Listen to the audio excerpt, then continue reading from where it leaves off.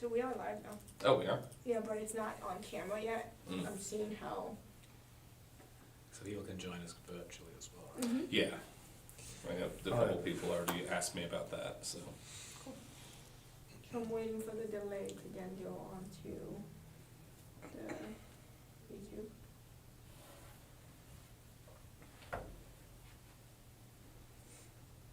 Okay. So, I now have the camera on for you. It's a 10-second delay, so any questions we get, I have to pause you at some point. But we'll start with introductions. Okay. So, Nick. Yeah. Welcome. Welcome to the first Nick Talk of the 2024-2025 academic school year. I'm Nick Galante, one of the library Nicks. I'm the Information Literacy and Technical Services librarian. Behind the camera, if you're watching online, you can see her in the little window there. You do this point that way. Can I do that? Well, other way. Oh, that way. Yeah. So, Introduce yourself. yeah. So I'm Nicole, Rivera, I'm the Public Services Librarian. We are doing 2 cameras because I have to be able to also control the TV that you see behind them, as well as control all the things that you're seeing through the stream. And then we will pass it down the line. Okay, welcome. I'm Jonathon Summers. I'm the Director of International Student Services at Cedar Crest. Like many people, I'm quite new to artificial intelligence. I'm looking forward to the conversation today to get some further feedback and answer some questions. I'll pass you along. Alrighty. Hi, I'm Jenny Hayden. I'm an associate professor in biological sciences and also a learner about AI and excited to hear what people are thinking about. Hey everybody, Michael Zalot, chair of the business department. My academic background is originally in media studies, so I'm very interested in this topic from an academic perspective and also from a business perspective and how it's going to affect operations in higher education. All right. Well, thanks guys for being a part of this discussion. Johnny, as you said, we're all kind of figuring this out together. We're all kind of thrust into this pretty unexpectedly. What, about a year ago this started to emerge, especially with ChatGPT and generative AI. Nicole, I'm going to put you on the spot. You have our Yes. list of topics here, so. So the first one is basically what are our perspectives on AI. So our feelings, our thoughts, our opinions. I'll start. So I talked briefly with all of you in a sense about my deepest conspiracy when it comes with AI and how I think it's gonna be one step closer to robots taking over the world. But when it comes to higher ed, I feel for me that it has goods and bads. The goods being that it's another tool that we can use to better support ourselves or support the students, or even have the students have that additional support system if they have a different learning style. I have to remember to look at this camera instead of you all. Instead of us, yeah, that's the instinct. So basically, especially if someone is neurodivergent and it's easier to ask ChatGPT to explain or describe or convert something, that could be a useful tool for them to translate their notes in a way that could be easier for them. So that's where I think AI can be beneficial, but also we run into the risk of, since AI is connected to the internet, the potential of cheating, especially for online courses that have tests or essays or things like that. So, goods and bads. I would say for me, when I was a student, that was before cell phones, that was before really the internet, kind of dating myself. So, I'm still kind of amazed by what the internet can do. I'm still trying to get over that. But ChatGPT and AI, it's something that I kind of came across, I don't know, maybe a couple of years ago. It became like an it word, a hot topic, without really knowing exactly what it was, but also, trying to do a little bit of research as to, what it was first of all, and now, we're at the point where we have a little bit of an idea of what artificial intelligence is, what ChatGPT is, what it does, and we're kind of looking at it through the lens of educators. And as Nicole mentioned, looking at it from a higher ed perspective, Some of the things that we'd like to kind of look at and discuss today are how we might see it, artificial intelligence come into play with higher ed, whether that be in the classroom, whether that be in the library, how students will use it in different ways, and perhaps how they shouldn't use it in different ways. About a year ago, I did a roundtable discussion at NAFSA International Conference, and we got a bunch of folks around a table, some that worked in admissions, some that were faculty, some that were language professors, and it was really interesting to hear the different perspectives. Some that really loved utilizing ChatGPT for lesson planning and research. Others that were experiencing the negative sides of ChatGPT and AI in terms of receiving papers that were not the students' own work and things of that nature.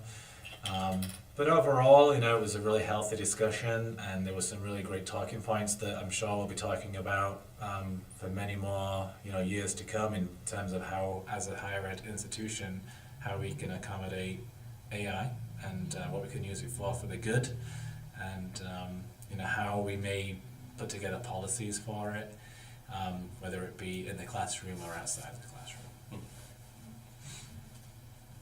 Yeah. So I guess for me, as a scientist, we're starting to see more and more of the power of AI, that there's, like other people have said, a lot of power for good. So like one example is I work in antibiotic discovery, which takes a really long time, and people are now using AI to develop new drugs really quickly and very successfully. So that part is really interesting to me, and I think really important, and will be very powerful. I think in the higher education realm, it's like others have said, it's really also still very powerful and really interesting, and we can use it in lots of different ways. But I'm also with Nicole that I'm a little bit worried. I'm not quite worried about the robot overlords, but I do think it could get ahead of us, and so I guess I'm just a little bit cautious too in my use of AI, in my terms of how I encourage my students to use AI. It's a little bit concerning to me also still. So I guess we're still figuring it out, but I think it's a really interesting tool, and it makes a lot of sort of mundane things a lot easier, which is great. That's a plus. But I do want to make sure that my students aren't missing out on learning opportunities because of falling back on AI or using AI in a way that's cheating them of being able to learn from it. So learn from other things too. So that's where I am. So I've mentioned that I come from a couple of different lenses already. I come from media studies. I also come from business operations. I also come at this as a sci-fi nerd, right? So one of my earliest memories is being about 6 years old and watching Cylons from the original Battlestar Galactica series, produced by Universal Television for ABC, I think it was, in 1978. Fighting colonials and starting a genocide with the robot overlords, right? But at the same time, right, Star Wars was out, and you have C-3PO and R2-D2 who are helpful tools, right? So we have these tools that extend our possibilities and our power and our agency. But how do we use them? What are they programmed for? That's kind of the question. So one thing that I would start with is that you guys were talking about how ChatGPT sort of came out of nowhere, right? And so I would argue that we've been leading up to it for quite some time with things like autocorrect, right? You go into a Word document and it says, you spelled that word wrong, right? So it's starting to do some of the correction and some of the thinking for you, even like way before ChatGPT's public beta, right? So now if you go to Google search, right, the first thing you get is an AI summary. Now what's that pulling from? It's pulling from Quora, it's pulling from Wikipedia, it's pulling from Reddit, right? But it's still trying to put those results that are generated by this large language model right in front of you as your first go-to, your first recourse, because it's a competitive paradigm out there for search and for IT, right? So the tools that we use have had AI creep for quite some time, and I can think back as far as the generative fill in Photoshop, which goes back to, I think, CS6, right? before you had to rent it, or you could actually buy Photoshop, right? So things like that. But now it's explicitly marketing. Adobe's marketing that product as AI compatible. So the tools that we're going to use are going to have these functions and features built in, even if they're not fully autonomous personal assistants. I think it's interesting that, like you said, it feels like it's all of a sudden, but as you mentioned, all of this stuff has had sort of quiet AI and just Yeah.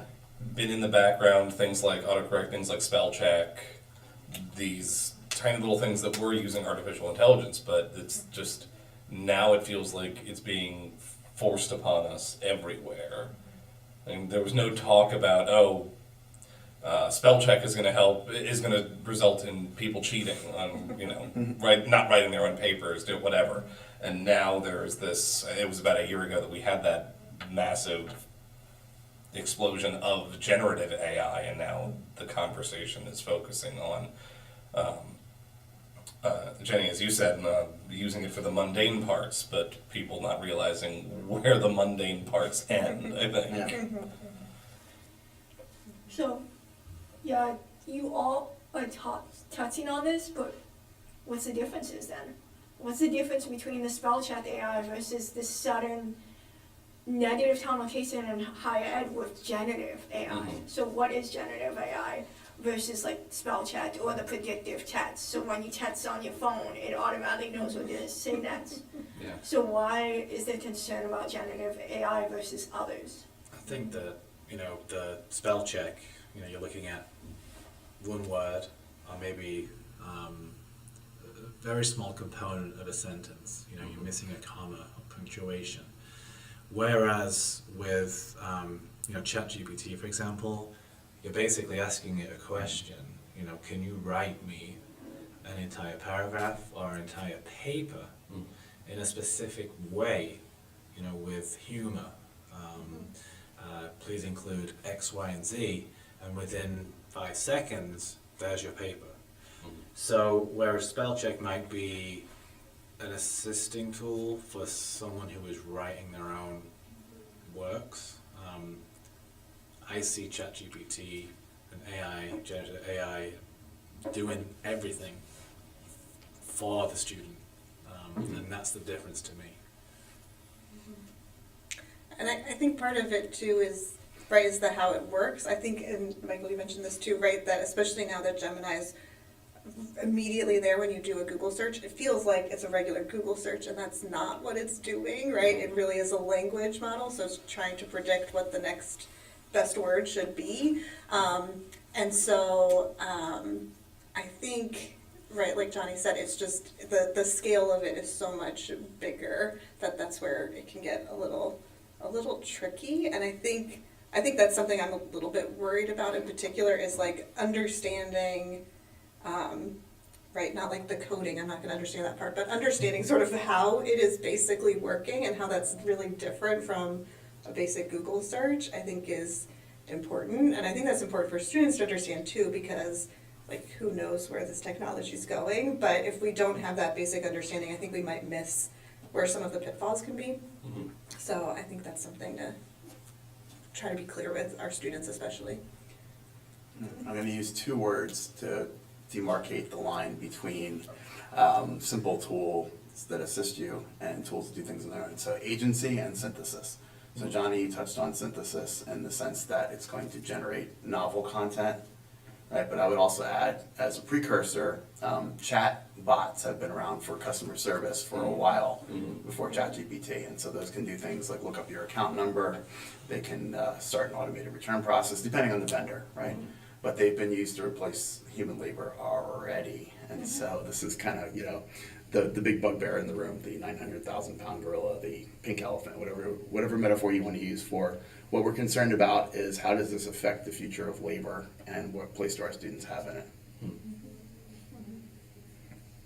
Yeah, especially now with the integration of it into higher ed, and we're seeing in admissions where it helps them to make those phone calls to the students who are interested to make sure that they are heard and seen. It's still a person behind it as well, but there's only so much we can make those phone calls and things like that. So we kind of skipped over it, but integration of it into like courses and lessons and things like that, or even work ethics. So as staff members or as faculty, how can we potentially use it in a way that it's still a beneficial tool, but isn't making it seem like we're being lazy? Well, I mean, Jenny, you talked about this a little bit already, that especially in your field, chat, like AI is being used for a lot of the time-consuming, tedious work.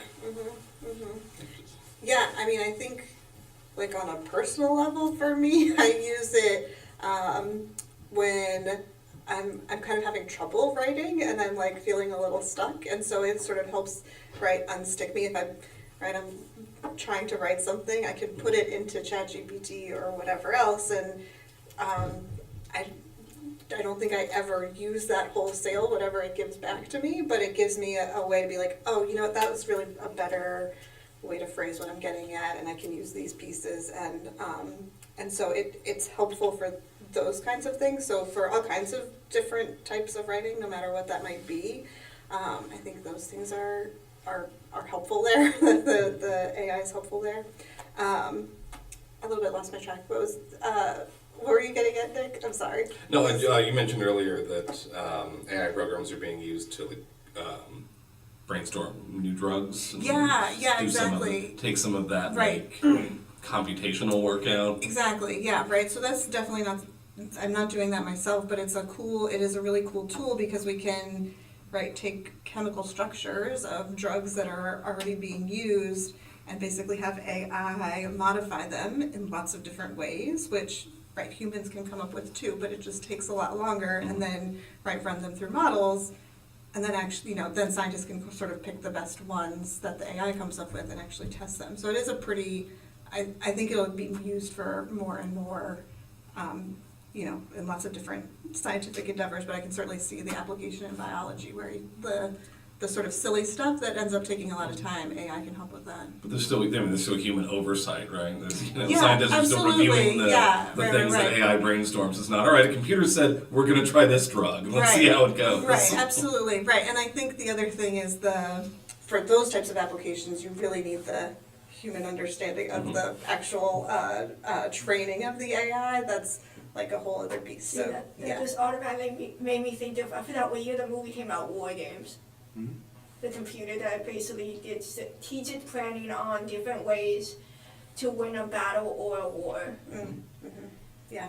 Would you like to play a game? Yeah. Ferris Bueller and Allison from the Breakfast Club. Right. Matthew Broderick and Ali Sheedy. I think it was an 80s movie? 90s? Yeah. 84, 83-ish. Yeah. Yeah. If only we had an automated assistant to look up the IMDb database. Can't reach my phone fast enough. With integration, I know I have a student that actually used it to help her mother with the foundation that they run to translate things from a different language into English to help the form process work.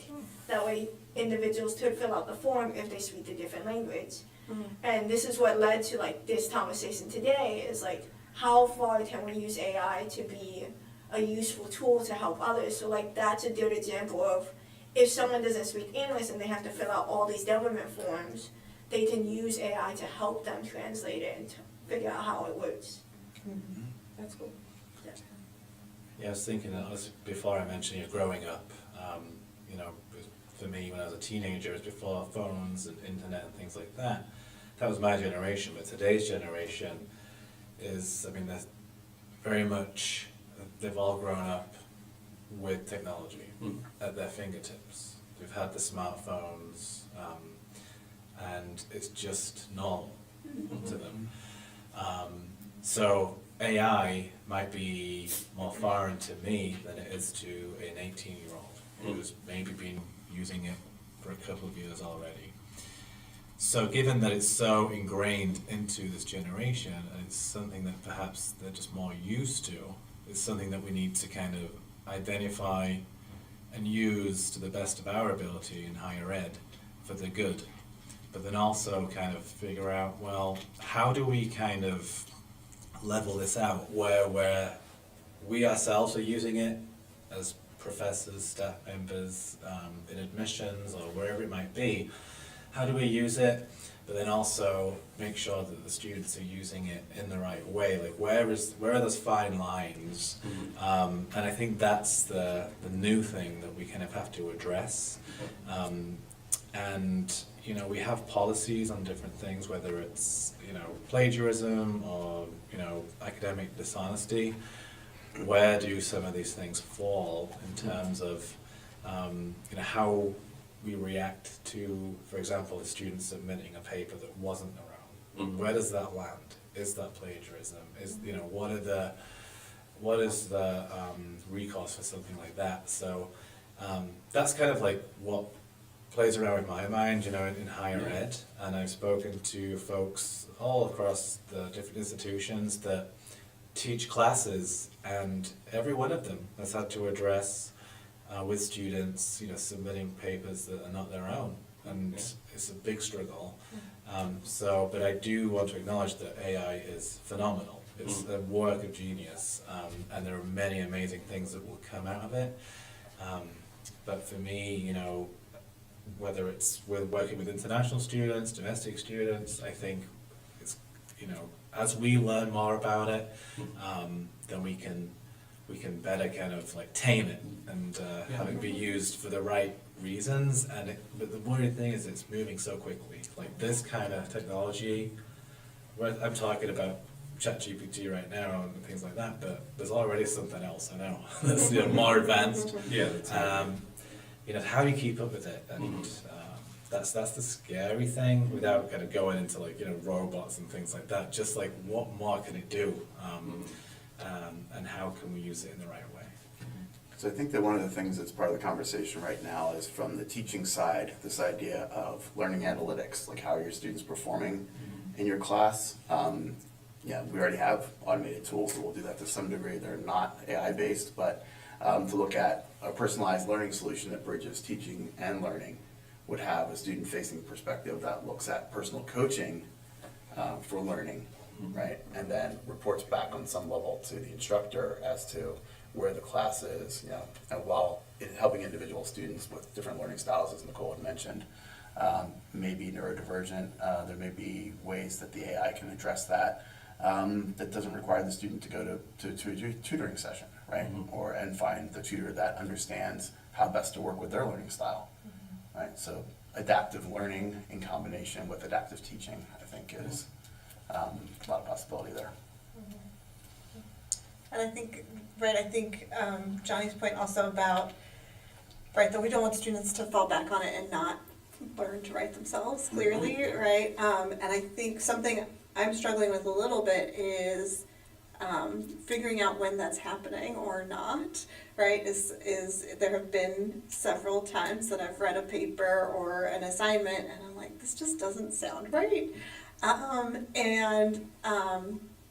You know, I can talk to the student about it, but there's not a good way for me as an instructor to verify what they did. It has made me paranoid. I mean, it's made me paranoid in my writing classes. Exactly. And I also don't want to over-accuse students, right? I don't want students to think, like, she doesn't trust me at all. That would also be not a Or good you were you're questioning, like, oh, this is way too coherent a right. sentence. Right, exactly. This sounds too good.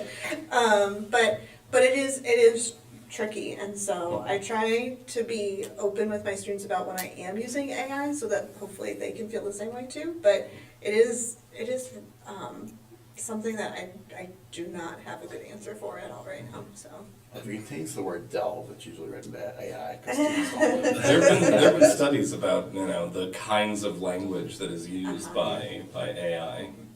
I want to mention also too, this morning I saw a news article on a lawsuit for a false positive. Parents are suing a school district in Massachusetts because they believe they allege the student was falsely accused of using AI.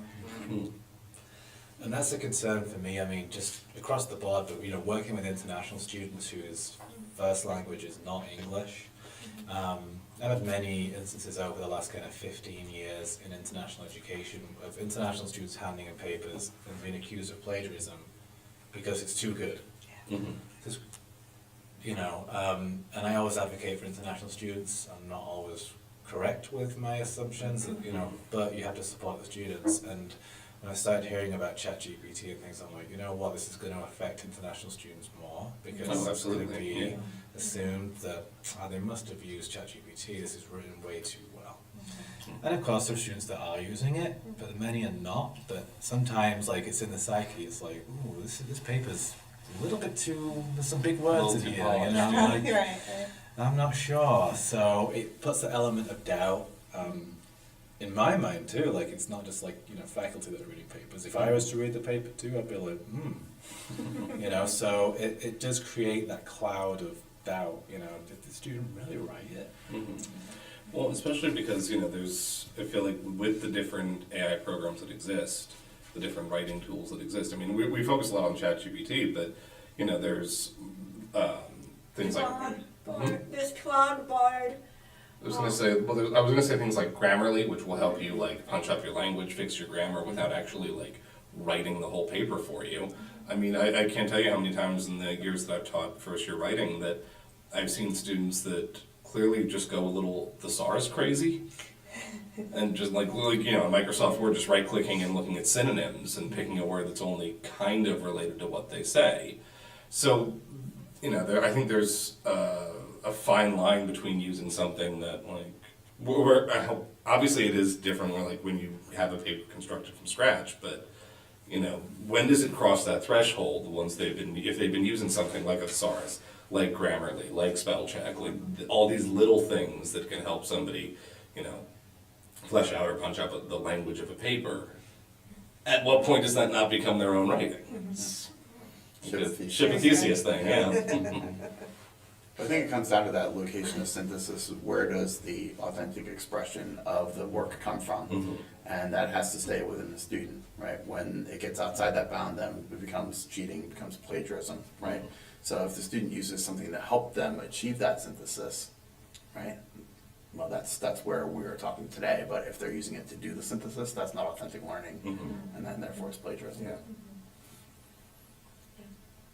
This is why I have a baseline. I have them do a baseline assignment in front of me. That way I see what type of writer they are, I have an understanding of like emotions and things like that. And then if it goes from the baseline to something that's so amazing, I'm a good teacher, but I'm not that good of a teacher in that moment, especially if it's like day 2. Then I'm like, wait a minute. Then I start getting paranoid like Nick mentioned, and I'm like, I want to give them the benefit of the doubt, but also at the same time, this is what they were day 1, and this is what they are now. Like, so I also make my students believe that I bypass AI, so they can't submit their assignments to it to fix it, because AI will freak out and not know how to do it. So if any of my future students are watching this, it is a lie, but it works. So we briefly talked about studies and discussions we've seen. So like me and Nick have been researching AI, and we came across that Reddit post with the institutions that had a specific language, where they were promoting AI in a way that it could be used as a tool, versus the many syllabuses that we've seen across here, where it's like, yes, you can use it as a tool, or no, don't even touch it, including Grammarly. Yeah. So, I mean, I've seen more and more institutions including discussions of AI disclaimers as part of assignments. So basically, you know, in the same way that you would have when you write a master's or doctoral thesis, that you have to attest that it's all your own work and your own research. Basically, at the start of a paper, just saying I used the following programs in the following ways. I gave ChatGPT the following prompt. And it helped me write this, like it helped me brainstorm, it helped me outline whatever, just to be upfront about it. And I'm very curious to see if that is making any sort of difference and how it's impacting like student approaches to AI programs.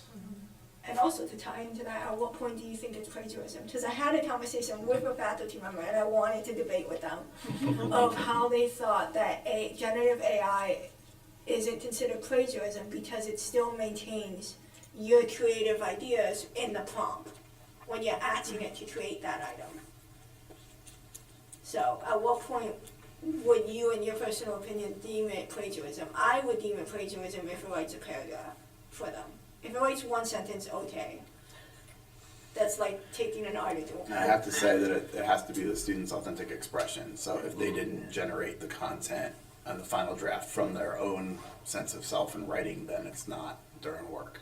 Yeah. So if they get ideas from it, I'm fine with it. But if they're using it to create drafts that they revise, it becomes a slippery slope, right? And if they're using it for the final draft, that's just wrong. Yeah. Cylon wrong, Terminator wrong, HAL 9000 wrong. Just take those ideas and put them straight onto the paper without sending it through the machine, you know, to write the rest of it for you. You know, I think that's, to me, using, you know, even putting prompts in is you know, plagiarism. Mhm. Because you're submitting something that is maybe only a quarter of your own work. Yeah, I think it's hard to define super precisely, right? Like Michael said, it has to really be in the student's voice, and they have to have an understanding of whatever they wrote in the paper clearly. And so, like, I don't know if I could give it like a number or a percentage or something like that.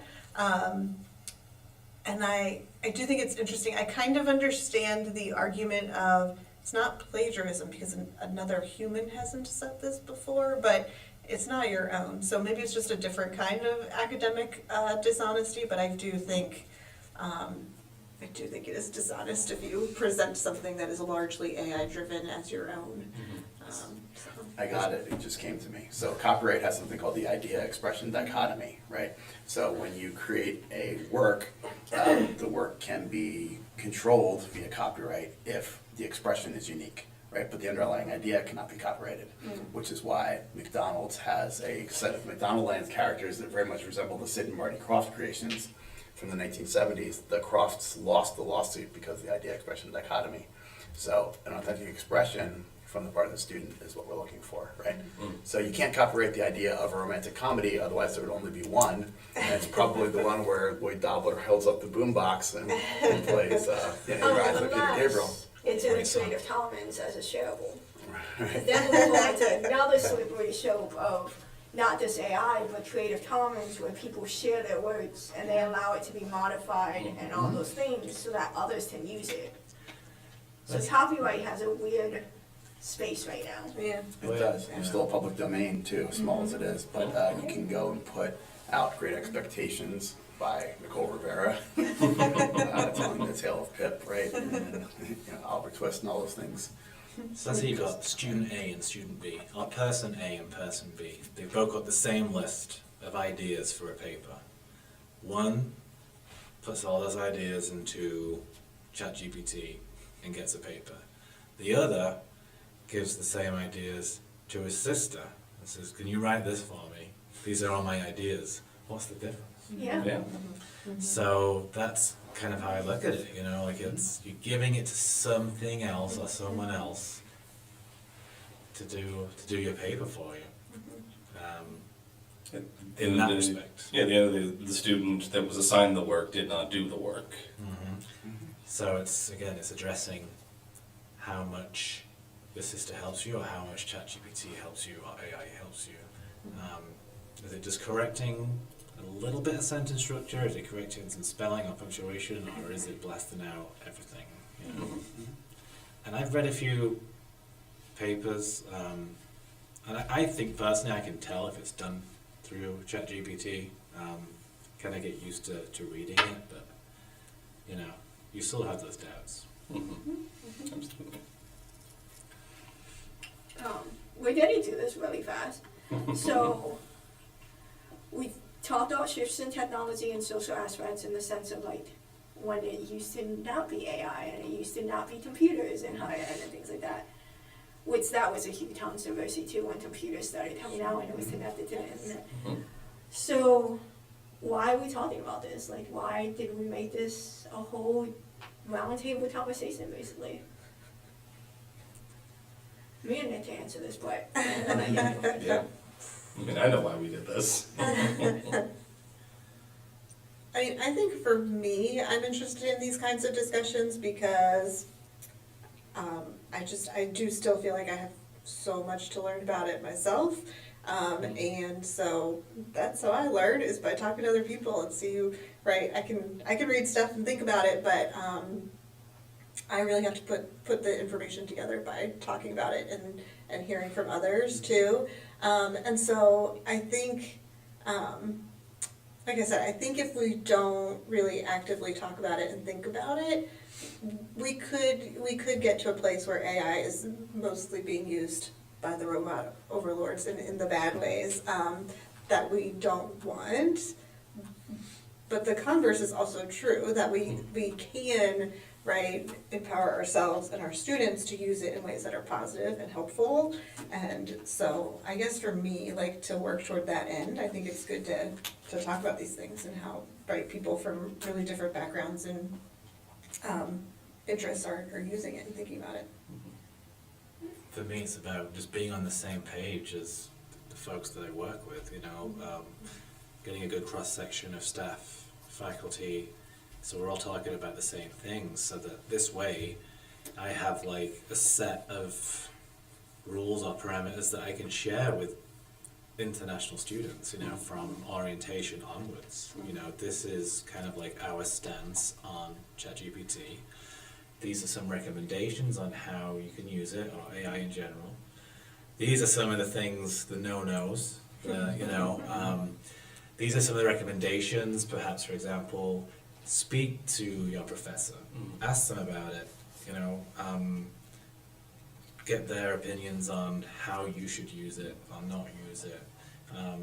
These are strange waters for us all to be in, so just for us to work together on it. So for me, it's just learning more about what everyone's doing on campus, so that we can, international student services in general can better advise our students. And it's, something that's ongoing. So any other workshops that are given on AI, I'll be there, because I need to kind of keep up and keep connected to it.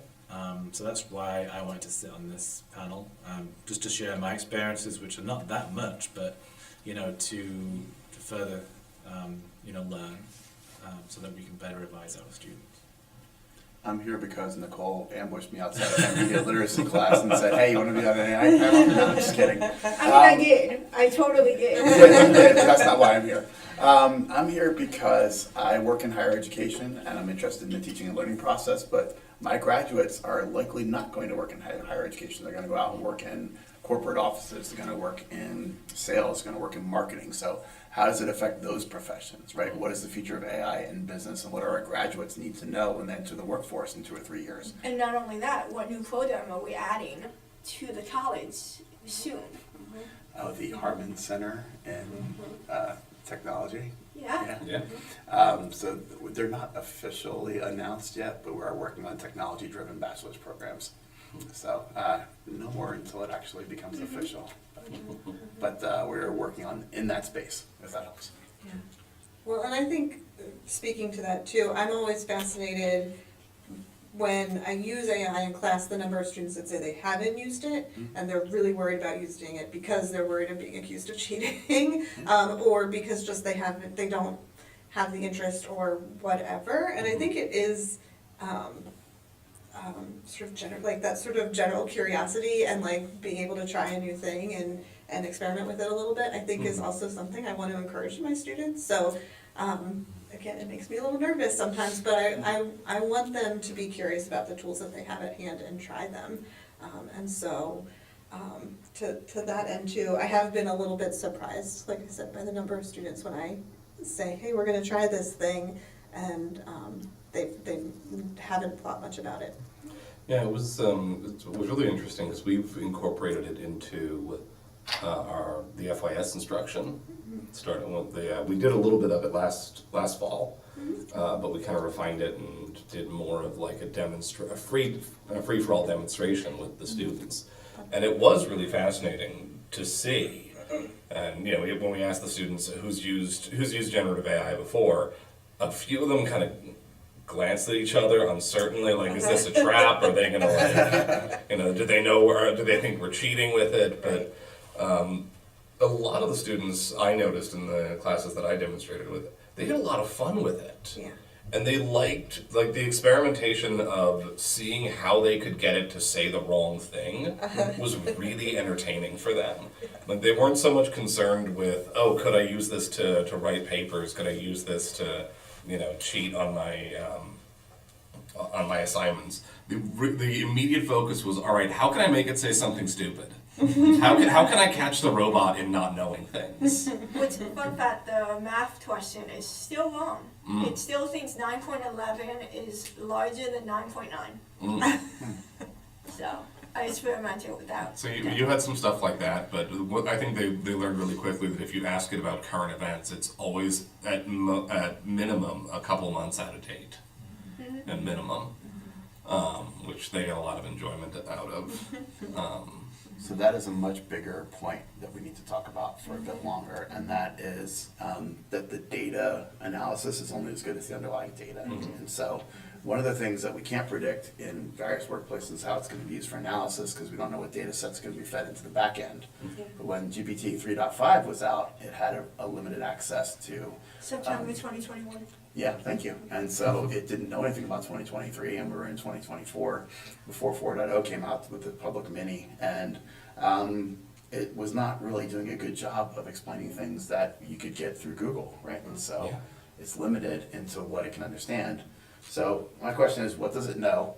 What can it do? And then who does it tell, right? Based on your search, right? Because part of the problem with this too is thinking about who keeps a record of these searches? Like, what does GPT know about you?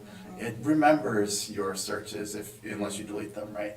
Or if you stay logged out as a guest, it doesn't keep But it. if you make an account, which Yep.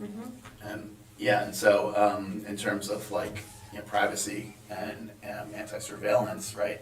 Using this tool does represent a risk that is still undefined. In which there is a new AI that I was just introduced to a couple weeks ago, and I talked to Johnny and Jenny about it. I don't think I've talked to you about it yet. I'll bring it up because I have it on the stream. Let me just change this it's window. going to be up behind us. Yeah. Nice. It's called Notebook LM. I have it on the TV behind you, Johnny. And so a student told me about it. So it's still in the experimental phase, and it's Doodle based. But I uploaded a graffiti article to it, and it created a quiz based off the article that I submitted, as well as an answer key for it, and a study guide of the notes, so like an outline of that article. But the other thing about it is it has a notebook guide, and it will give you a summary of it, and you can ask it to help you create other things, but it also creates a podcast. Which that's the part that's the creepiest, is the podcast. So. Is the audio going to work with that streaming? It'll go through the TV. I don't know if it'll stream online, so I apologize to the people. It might not pick up well online.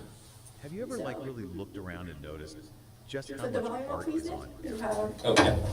And I'm not even talking about super fancy designer stuff, but just everyday products. Yeah. It's on everything. It really is. It kind of makes you wonder, how much does art actually play into us buying stuff? It's a fascinating question, and Do we even realize? yeah. There's actually a term for it. It's called the art infusion effect. So it created an 8 minutes and 20-second podcast with two voices, male and You female. want to pause for the streaming folks, so I don't know if there's any interference. It sounds very much human. Yeah, what kind of freaks me out the most about it is that there's two speakers, and the interactions feel very genuine podcast interactions. You have the second host chiming in with, "Oh yeah, oh that's so interesting. I've heard that." I mentioned before, I feel pretty confident when I read a paper that, oh, this is generated by AI. But that, I would just think that is I'm in my car driving along, listening to a podcast. That sounds as real as anything else. Yeah. So that is incredible. A little scary. It does run the risk of, identity theft, deep fakes, right? Inauthentic content. Yeah, which a reality show just introduced AI into its show, Big Brother CBS, and they introduced deepfakes, where they created identities of the house guests to basically come up with scenarios and lies or stories, and they had to determine if it was accurate or not based on the AI. And they named the AI Ainsley, and did it like that. So, Yeah, I think it's being used, the deepfake stuff's being used in like political campaigns, and it's like, it looks real to me, so I would believe it, you know, so it's, it really is impressive. yeah, especially going back to data security with the amount of data leaks we've had all over the world, not just in this country. People can get your information so easily. So, I think we talked about everything. Yeah, So, I wanted to add something real quick. Yeah, of course. I know Michael had mentioned chatbots, and I think you mentioned like AI in admissions. So you have to ask like why those services exist or are now becoming more popular. And I don't know the exact article that I read, so I do apologize, but there was a study that actually stated that younger people prefer to interact with AI-generated recruiters in admission, chatbots, because there's no level of judgment. They feel they can say what they want. They just think it's more efficient. And that to me actually shocked me, because I always prefer to speak to a person, you know, and I feel that there's that level of trust there, and a chatbot or an AI recruiter, it's not for me, you know, in terms of like what I want out of a conversation or asking a question, but it is something that this generation really, you know, enjoys using and interacting with, and that's something that I struggle with, like in terms of understanding that, but because it is something that people want, it's only going to be used in more and more. So I can give you a little bit of insight into that. Gen Z is the COVID generation, and they were brought up to fear other people's contact socially, right? For 2 years. Some folks say it's a learning gap, right? But for 2 years of isolation and being locked away from your peers, you know, the implicit message there is that it's not safe to do so. And so there's a risk of being judged that just kind of sits right on top of that. And having being doxxed on social media, right, because they're so connected to their devices. Those are some of the factors that go into it. I've had some talks with students about this. yeah, and I think that could even be tied into like each generation, because I'm a millennial and we didn't talk on the phone, and we don't do phone calls because we were taught that you made phone calls after like 9 p.m. because it was free minutes and you couldn't call anyone. Before that, you were raising the bill and your parents were like, no, we can't afford this. So like, I only call my mother. It's better to call her, and I know it's better to call her, but anyone else, I'll text them. I've fallen into that trap too. If someone calls me, I'm like, what's this? Like, I'm like looking at my phone, like, why is this person calling me? Like, text me, you know? Like, it's just, you know. Well, I'm Gen X, so we're never going to get on a space shuttle together. But no, just in terms of that trust, though, Johnny, that is the problem that with so much hacking and intrusive behavior, that AI is going to make that worse, right? And so how do we trust a platform? How do we trust messages? Because half the junk that I get in my email box is spam, right? I get spam voicemails, I get spam texts, I get... Especially right now with the government climate and like politics going on, I've gotten like 7 text messages today, and I'm like, I'm about to end my phone service. Yeah. Yeah, I think the other thing too that you said, Johnny, that I thought was interesting is that for younger people today think it's more efficient to use AI, and I'm wondering if we're a little bit, because I agree with you, that makes me groan a little bit when I can't talk to a real person, or it's hard to talk to a real person, but we also put up with a lot of like bad automated systems, right? And Yeah, so I'm we just saw wondering. the early days of it, I guess. Right, exactly. Hit You're like, one, or say agent. one, and you say Yeah. one, and they're like, Customer okay, you said service 2. agent. Right, so I think it might just be that different perspective too of it's been smoother for them more so, and maybe it just feels, I don't know, more natural. But by the same token, just some anecdote from just last week, teaching writing. Students, I have seen students like overlook simpler tools in favor of more complicated ones. Like I had a student ask just last week if they could use a program like ChatGPT to give them a summary of an academic article that they were going to use as a potential resource for a paper. Say, oh, can I just throw this in? Like, I'd write it myself, but can I get a summary from ChatGPT? And I said, well, there's an abstract right here. Why wouldn't you just read the abstract? And that like blew their minds. That like there was a paragraph already there that they could just read. Or they wanted to use it to generate citations, and I showed them the citation tool on EBSCO. Like, it'll do it for you. Like you're making it more complicated. So I wonder if that's more pervasive as well. Like, oh, I'm used to throwing it into. I wonder if that will become more pervasive too. Like they get used to this generative AI, that they'll overlook tools that are designed specifically to do the thing that they want done. So I will say too that some of the things that I've run through with my students in class, the sillier ones tend to be the most productive, strangely. So I asked ChatGPT to write a sea shanty about Pokemon, and then I'm pointing out the errors and the problems with it, right? I mean, not only is it bad poetry, right? It's that they didn't specify what generation that I wanted to use, and Team Rocket was completely missing, and I'm like, you can't have anything about. So we refined the prompts, and we'll go through, and that's the exercises that I do with them in class tend to be refining the prompt to the point where you're almost writing it yourself, right? And that becomes the point where they're starting to understand the materials. Where like, okay, no, that's wrong because of X, Y, and Z. The other one is marketing ideas, right? So I do marketing ideas for a flying car. Now, when I first did it, 2 of the ideas were fatal. I'm down to 1 fatal idea per session.